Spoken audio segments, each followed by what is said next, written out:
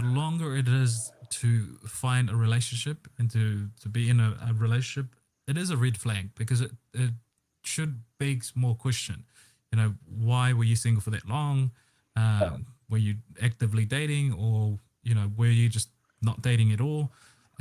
What experience do you know, or what have you learned from the previous relationship that you can bring into the one that we're potentially creating? It is a red flag in the sense that either you haven't had the experience to learn from past experience, or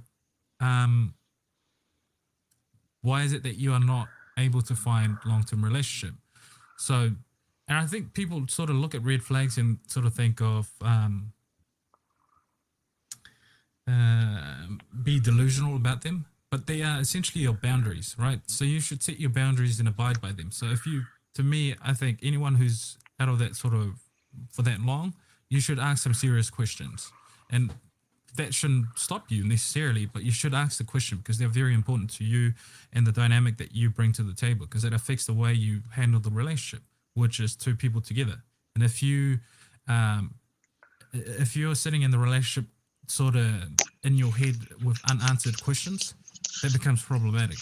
So this is tangenting off, but one of the biggest thing that we've always sort of implemented right from the beginning is just communication. And it's in the sense of,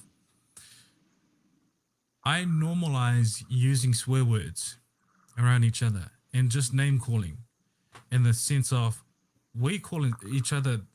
When people listen to our conversation and how we joke with each other, they think we're probably the most delusional people in the world, because it's all fair game. She calls me whatever she wants to call me. I'll call her whatever she wants to call me, in the way that it's just normal conversation and we're jokingly, roasting each other. It's how we see it.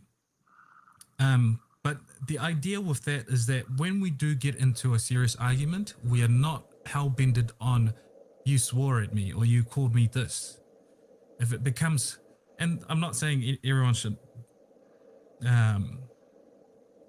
deploy this sort of mindset, but that's how I've dealt with, okay, it's obviously important enough that we're arguing about it. Let's not get stuck at the word you're saying at me, but let's sort of figure out why it is that we have this issue and move forward.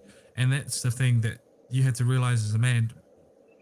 If you don't deal with how words are being thrown around in your relationship,